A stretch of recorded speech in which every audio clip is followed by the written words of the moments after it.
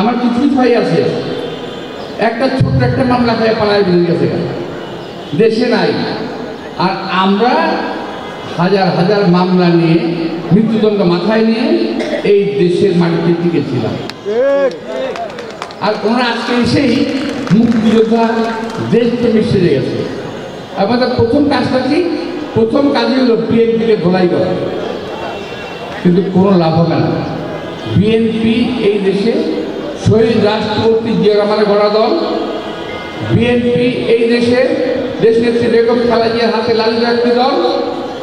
BNP এই দেশে আমাদের নেতা তারেক রহমানের হাতে পালিত একটি দল।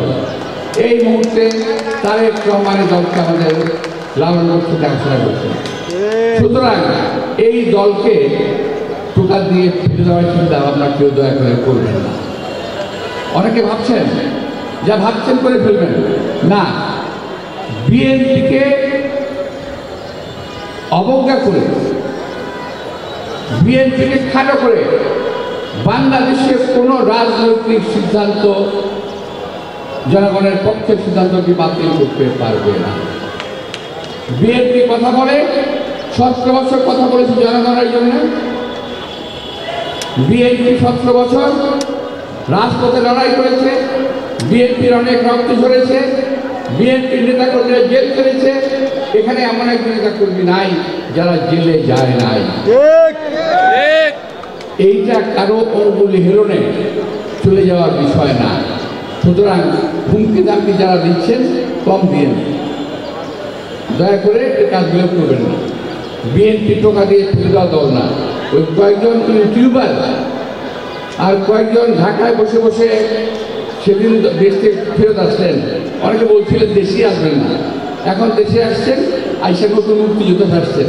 বিএনপির বিরুদ্ধে কথা বললে না, কথা বলতে হবে। দয়া করে এগুলো ছাড়েন, ভালো হয়ে যান সবাই। আমার দল এবং দলের বাইরে যারা আছেন বিএনপিকে ধ্বংস করার জন্য লাগছেন, তাদের সবাইকে বলবো দয়া করে আপনি সবাই ভালো হন, আসেন, সম্পৃক্তি রাজনীতি করি। আমরা দেশটাকে ভালোবাসি, সবাই মিলে দেশটাকে ভালোবেসে গড়ে তুলি। সুযোগ পেলে একটা দলকে ল্যাং মেরে ফেলে দেবেন, ওই কাজটাকে দয়া করে করবেন। প্রিয় ভাইরা, যেহেতু একটা প্রোগ্রাম আছে আমি চলে যাচ্ছি। আমার বক্তব্যটা একটু অনেকের জন্য পূর্ণ হয়ে গেছে। যাদের জন্য আমার বক্তব্য খারাপ হয়েছে তাদের কাছে জন্য আমি দুঃখ প্রকাশ করছি না, ক্ষমা প্রার্থনা করব। তো বলবো, যারা বিএনপিতে অনুপ্রবেশ করে বিএনপিকে কলুষিত করার চেষ্টা করছেন, যারা আমাদের 17 বছর অর্জনকে ধ্বংস করার চেষ্টা করছেন, তারা সাবধান হয়ে যাবে। আমার সকল ভাইদেরকে বলবো, এই সমস্ত পোকামাকড়গুলোকে দল থেকে ছুঁড়ে ফেলে দেন। সবাইকে ধন্যবাদ। খোদা হাফেজ। আল্লাহ হাফেজ। আসসালামু আলাইকুম।